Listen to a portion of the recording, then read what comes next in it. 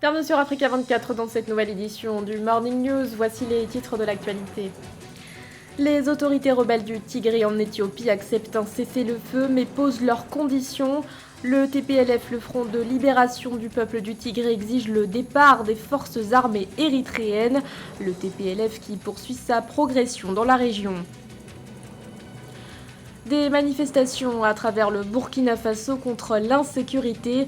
Des milliers de personnes sont descendues samedi et dimanche dans les rues pour dénoncer l'aggravation de la situation, à l'image de la ville de Madjoari, sous embargo des groupes armés qui ont bloqué toutes les voies d'entrée de la commune. Et puis 874 milliards de francs CFA, c'est la somme nécessaire à l'électrification de 9000 localités rurales au Cameroun. Les détails à suivre dans ce journal.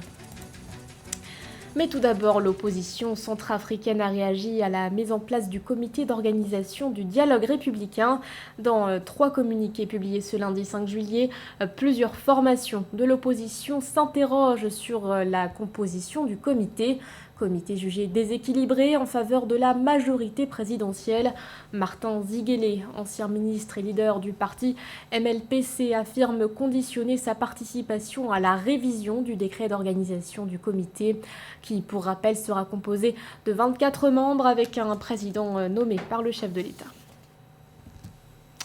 Un cessez-le-feu, oui, mais sous condition. Le TPLF, le Front de libération du Tigré, qui a repris le contrôle de la région depuis le 28 juin dernier, a soumis ses exigences. Les autorités rebelles de cette région dissidente d'Éthiopie réclament le retrait des forces érythréennes et de l'Amara.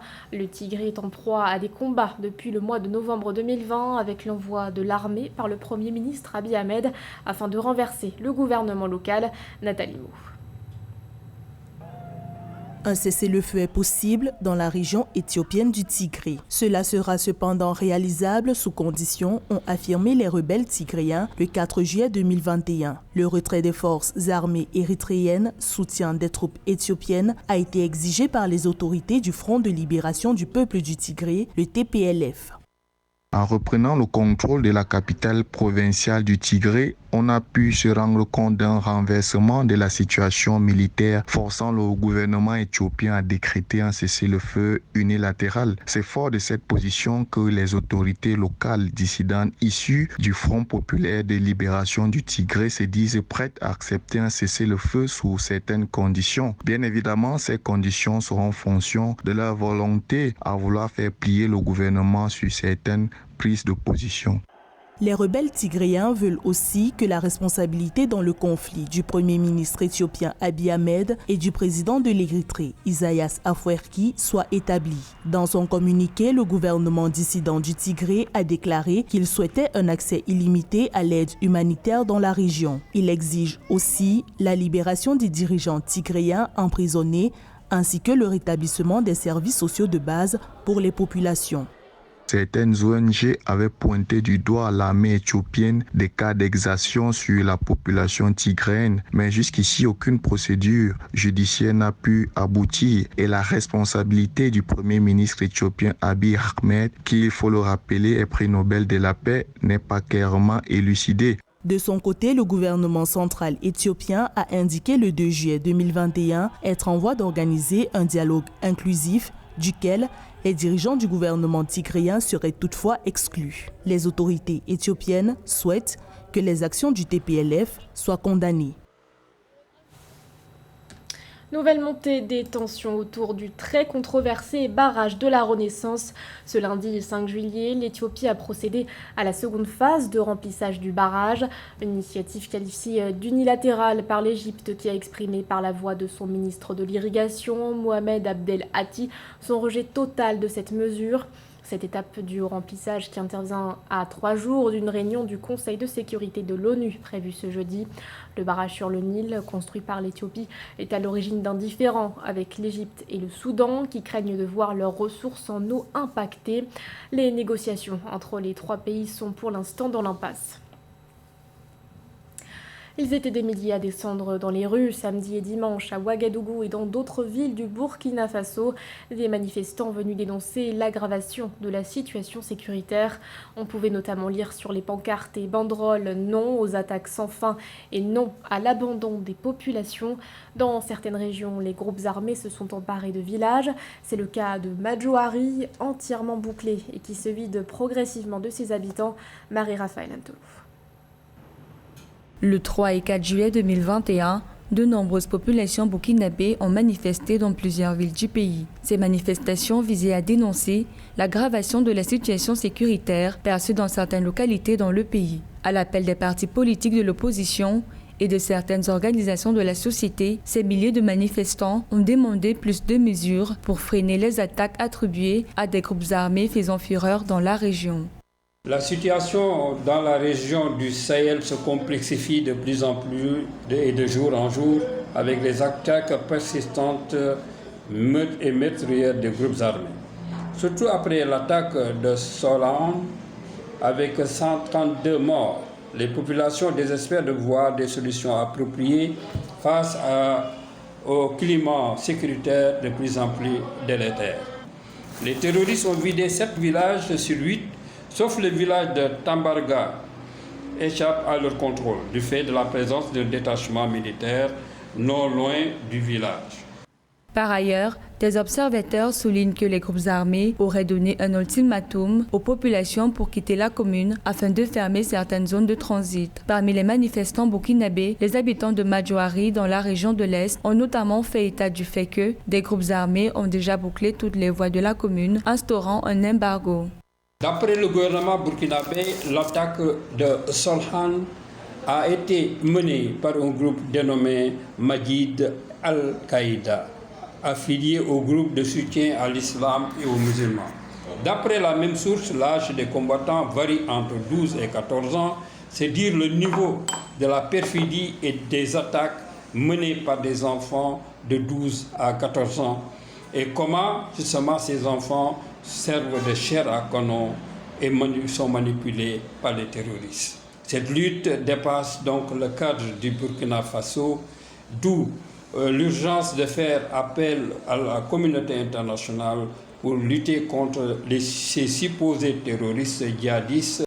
Selon le deuxième adjoint au maire de Madjouari, seuls 1 millier de personnes sur les 14 000 que compte la commune sont encore sur place. Les habitants qui ont pu s'échapper se sont réfugiés à Porga et Koualou, ville frontière du Bénin, et dans d'autres communes comme Pama ou encore Nadiagou.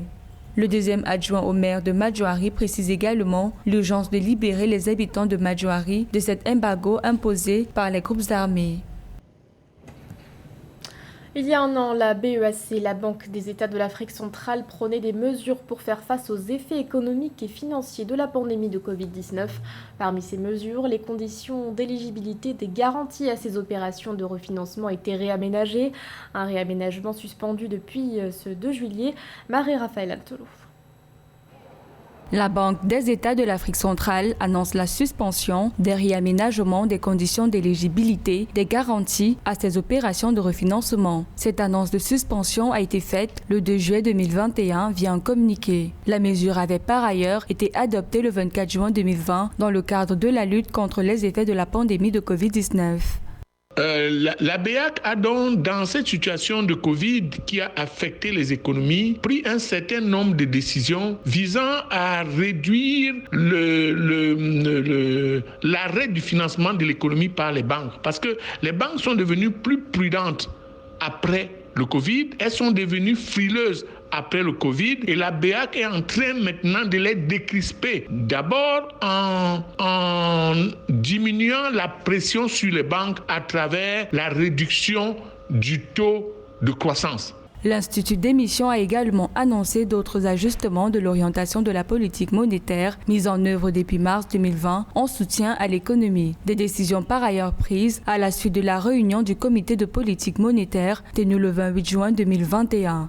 En passant sur une prévision de croissance de 1,6 à 1,3, la BEAC donc cesse de mettre la pression sur les agents économiques et la BEAC facilite la situation post-Covid et améliore la sérénité des banques à financer les usagers, les ménages et les entreprises et améliore la sérénité des banques à jouer pleinement le rôle d'agent économique et d'agent financier.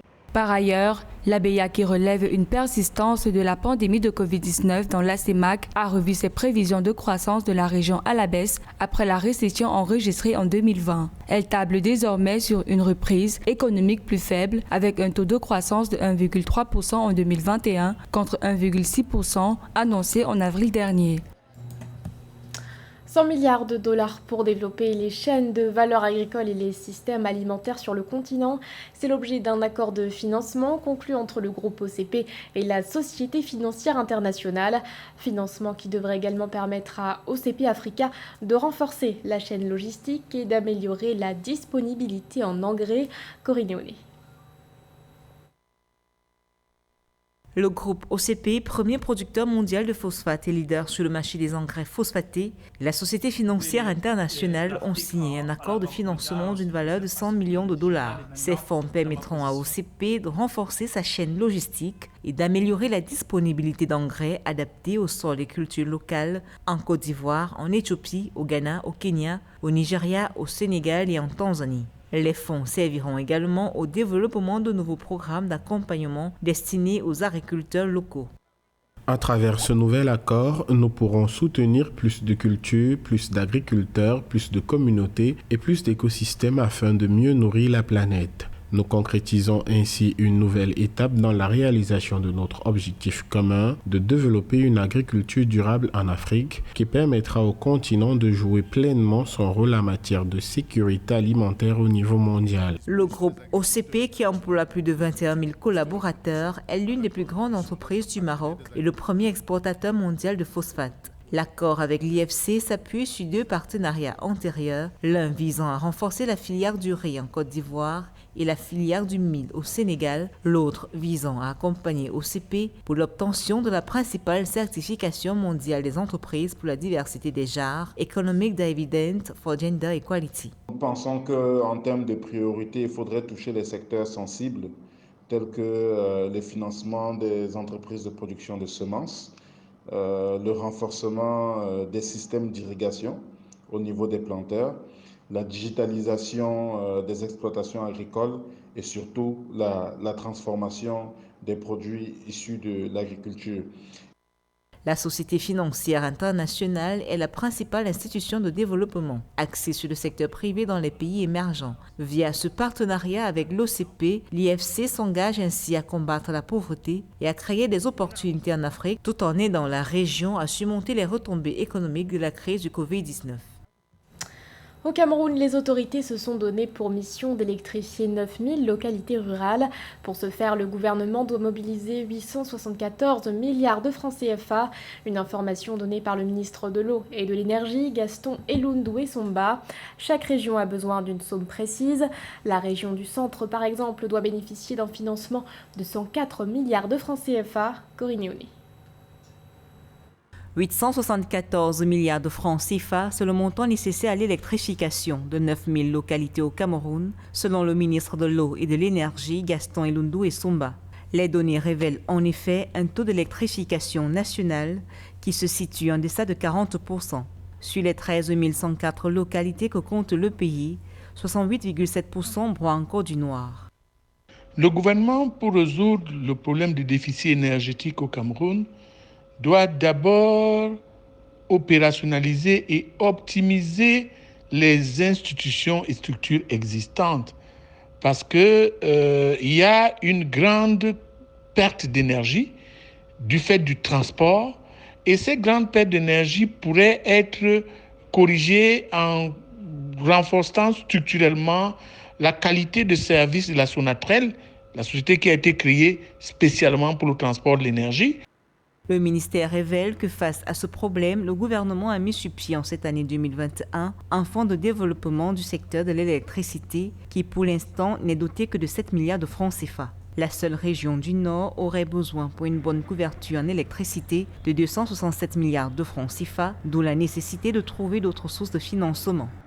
Avant de penser aux milliards qu'il faut investir pour renforcer l'opérationnalité du secteur énergétique, je pense qu'il faut d'abord rendre plus opérationnel et plus fluide les structures créées pour le renforcement du secteur énergétique.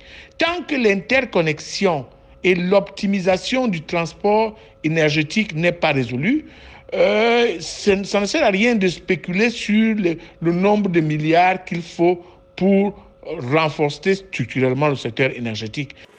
Le déficit énergétique au Cameroun plombe de nombreux secteurs d'activité en limitant le développement d'activités économiques majeures dans de nombreuses localités à fort potentiel industriel. Depuis quelques années, le gouvernement a lancé des chantiers pour multiplier les sources énergétiques. Le barrage de Lompanga, quasi achevé, devrait pouvoir fournir 60 MW d'électricité supplémentaire à la région de l'Est d'ici le mois de décembre 2021. Ce journal a été réalisé par l'ensemble de la rédaction. Merci de votre fidélité. L'actualité continue sur Africa 24.